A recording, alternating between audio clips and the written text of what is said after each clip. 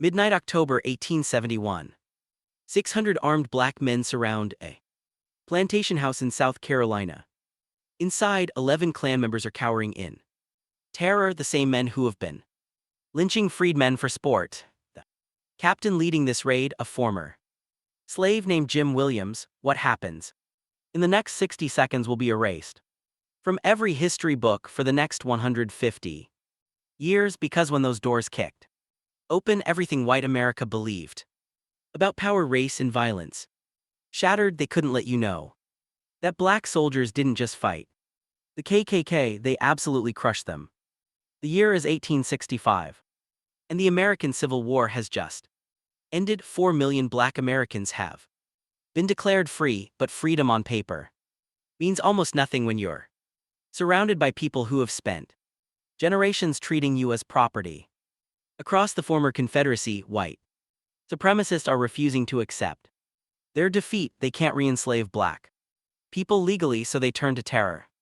Instead, in Tennessee, a group of Confederate veterans forms a secret society dedicated to restoring white supremacy through violence. They call themselves the Ku Klux Klan, and within months they've spread to every corner of the South like a disease. The Klan strategy is brutally simple. They ride at night, their faces hidden under white hoods, and they target anyone who represents black freedom. A freedman who dares to vote, his house burns to the ground. A black political leader who speaks up for his community, he's dragged from his bed and lynched.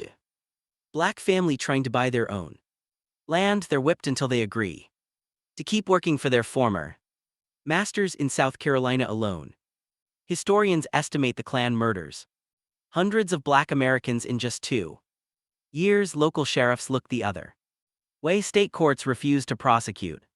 For black communities, there's nowhere to turn for protection. But here's the part they don't teach in school: black Americans didn't just endure this nightmare passively, they organized, they strategized, and in several southern states they did something that would become the white supremacists' worst fear. They formed their own militias. These weren't vigilante groups or angry mobs, they were official state militia companies, legally authorized and commanded by black officers. In South Carolina, where black voters had helped elect a Republican governor, the state militia became majority black by 1870. Black men like Jim Williams, Robert Smalls, and Prince Rivers weren't just given rifles, they were given military rank, authority, and the legal power to arrest terrorists. Think about what this meant. Men who had been enslaved just 5 years earlier were now captains and lieutenants commanding armed companies. They drilled in formation, they wore uniforms, they had the backing of the state government and initially the federal government too. For the first time since arriving in America, chains, black communities had organized military power, and white supremacists absolutely lost their minds. Southern newspapers went into hysterics. They published cartoons showing black soldiers as savage apes with guns. They ran headlines screaming about Negro rule and warned that black militias were planning to massacre white families in their sleep. Former Confederate officers claimed that arming black men would lead to race war and chaos, but the truth, as always, was far simpler and far less dramatic. Black militiamen weren't planning revenge fantasies or racial violence. They were doing exactly what militias are supposed to do: protecting their communities from terrorist attacks. When the Klan rode into a county with a strong black militia presence, they suddenly found themselves facing organized resistance instead of defenseless victims. The federal government under President Ulysses S. Grant had to make a choice. Grant, to his credit, understood what was happening. He'd fought to end slavery, and he wasn't about to let ex-Confederates terrorize their way back into power. 1871, he did something unprecedented. He asked Congress to pass the Ku Klux Klan Act, giving him the power to suspend habeas corpus and deploy federal troops against domestic terrorists. When Congress agreed, Grant didn't hesitate. He declared martial law in 9 South Carolina counties and sent in the army. But here's the crucial detail that History books bury those federal troops. Didn't work alone, they coordinated with black militia companies, treating them as legitimate military allies. For brief shining moment, the United States government-backed armed black resistance against white supremacy. You have to understand how revolutionary this was. Black men who'd been whipped for learning to read were now working alongside federal officers to arrest their former masters. Black captains were interrogating Confederate veterans about their crimes. The entire racial hierarchy of the South was being turned upside down at gunpoint, and it was completely legal. White supremacists had built their power on the assumption that black people would always be defenseless, that violence would always flow in one direction. The existence of organized armed state-sanctioned black military units shattered that assumption entirely. October 1871. York County, South Carolina. The tension has reached a breaking point. A black militia man has been lynched by the Klan. As a warning to others, the message is clear: join the militia and die. Most white officials expect black communities to back down, to accept that resistance is too dangerous, but Captain Jim Williams has had enough. He's watched his neighbors terrorized for years. He's seen children orphaned and women widowed. He's listened to white authorities make excuses for why they can't stop the violence, and he's done waiting for permission to defend his people. Williams musters his company, all 600 men, and they begin a night march that will become legendary in black communities. Even as it's erased from white historical memory, they move through the darkness with military precision. No torches, no noise, just the sound of boots on dirt roads. Their target, the plantation of a known Klan leader, a man who's openly boasted about his role in multiple lynchings. When they arrive, Williams positions his men in a complete perimeter around the house. There's no escape, no way out. Then they move in, the doors splinter under their assault. Klansmen who'd spent years terrorizing defenseless families suddenly find themselves staring down the barrels of rifles held by black soldiers who have every legal right to be there. Williams and his men arrest 11 Klansmen that night, dragging them out in their nightclothes, binding their hands and marching them to federal custody. Not a single shot is fired. The entire operation is executed with the kind of discipline that would make any military commander proud, and that's exactly what terrifies white supremacists. This isn't a mob, it's an army. Word of Williams' raid spreads like wildfire through South Carolina's black communities. If it worked in York County, it can work everywhere. Within weeks, black militia captains across the state are conducting similar operations. In Union County, a black officer arrests an entire Klan den, 19 men captured in a coordinated midnight raid. In Spartanburg, Klansmen start fleeing to North Carolina before the militias can reach them. In counties where black militia companies actively patrol, Klan violence doesn't just decrease, it nearly vanishes. The statistics are stunning: a 90% drop in terrorist attacks wherever black soldiers operate.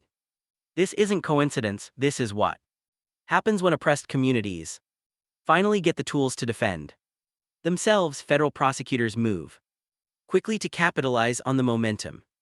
By late 1871, they've arrested over 600 Klansmen in South Carolina alone. Trials begin in federal court, and for the first time, Klan members are facing real consequence. Black militiamen take the witness stand and testify against the terrorists who'd brutalized their communities. They names describe crimes and provide evidence that leads to convictions. The Klan's aura of invincibility is shattered. Members who'd hidden behind hoods and darkness are being exposed in courtrooms and sentenced to prison. The entire power structure of white supremacist terror is being systematically dismantled, not by white saviors or Northern charity, but by black military organization and federal support. It's working against all odds, against centuries of oppression, against a terrorist organization that seemed unstoppable. Black militias are winning. The original Ku Klux Klan, the one founded by Confederate veterans in 1865 is on the verge of complete collapse in South Carolina. This should be one of the great triumphs of American history, a story of oppressed people using legal means and military discipline to defeat their oppressors. This should be taught in every school, celebrated in every textbook, but that's not what happens. Because Northern whites are watching all of this unfold and they're starting to get uncomfortable. They're seeing newspaper illustrations of black soldiers with rifles arresting white men. They're reading accounts of black captains interrogating Confederate veterans. They're realizing that armed, organized black communities represent a fundamental shift in power, and many of them don't like it. Northern industrialists worry about labor unrest. If black workers get ideas about armed resistance, Northern Democrats see an opportunity to reclaim Southern votes by abandoning Reconstruction. Even some Northern Republicans decide that maintaining white supremacy just in a gentler form is preferable to real black equality, so the support evaporates. Federal troops are withdrawn, funding for militia operations dries up, white supremacist redeemer governments start winning elections through fraud and violence, and the moment they take power, they move against black militias with vicious efficiency. The weapons are confiscated, the companies are disbanded, black officers are arrested on trumped-up charges of insurrection, the same charges white people had used against Nat Turner and Denmark v.C. The message is clear: black self-defense is illegal the moment it becomes effective. Captain Jim Williams, the man who proved that organized black resistance could defeat the Klan, is murdered by white supremacists in 1872. His killers are never prosecuted, they never face trial. They walk free, protected by the very legal system that Williams had used to arrest Klansmen just months before. It's a lynching, pure and simple, and it sends a message to every black leader in the South: this is what happens when you win. And then comes the final insult, the one that lasts for over a century. Historians erase the entire story. Textbooks teach that Reconstruction failed because black people were unprepared for freedom, because they were too ignorant to govern themselves. They claim the period descended into chaos and corruption, conveniently ignoring that black militia companies had actually brought order by defeating terrorists. They write about the tragedy of Reconstruction without mentioning that the real tragedy was the federal government abandoning black communities to white supremacist violence. For 100 years, American children learned that the Klan was unstoppable, that black people were helpless victims, that only white Northern charity could provide any protection at all. It's a complete inversion of the truth. Here's what they never told you: the revelation that changes everything. The Ku Klux Klan didn't disappear because white Americans suddenly developed a conscience. The original Klan dissolved in 1871 and 1872 because black militias destroyed them militarily. They were defeated, beaten, crushed by the very people they tried to terrorize. The Klan only came back in 1915 because black communities had been systematically disarmed for 40 years. Think about that timeline. The second Klan, the one that became a national organization with millions of members, only succeeded because white America had spent decades ensuring that what happened in South Carolina in 1871 could never happen again. Every gun control law written in the South after Reconstruction was designed with one purpose: preventing black communities from arming themselves. Every restriction on assembly, every ban on black organization, every legal barrier to black self-defense, it all traces back to the terror white supremacists felt when they saw black soldiers win.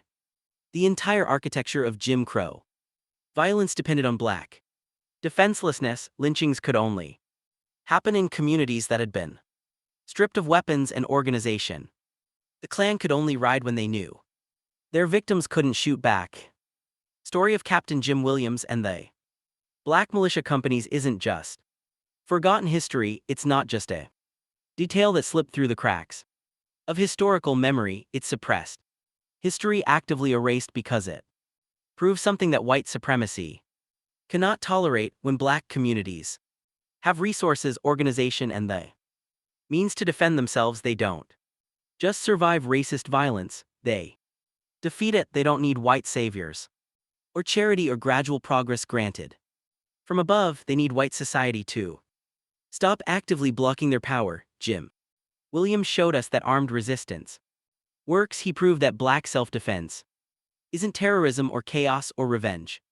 It's justice. He demonstrated that with organization, discipline, and legal authority, black Americans could protect their communities, arrest their oppressors, and build a different kind of South, and white America could. That story survived because it would give every future generation of black people a blueprint for resistance. So the next time someone tells you that Reconstruction failed, or that the Klan was invincible, or that black Americans were passive victims waiting for white people to save them, remember October 1871. Remember 600 black soldiers marching through the darkness. Remember Captain Jim Williams kicking down doors and arresting terrorists. Remember the 90% drop in Klan violence wherever black militias operated. Remember that for one brief moment black military organization crushed white supremacist terrorism so thoroughly that it took a century of deliberate forgetting to hide the truth. Their names were erased from the history books. Their achievements were buried under lies about black incapacity and white benevolence, but their victory was real. The Klan ran. The terrorists fled. The oppressors were arrested and convicted. It happened. It worked, and that's the history they never wanted you to know, because knowing it means understanding that black freedom has always been won through black resistance, not white permission. That's the lesson. That's the truth.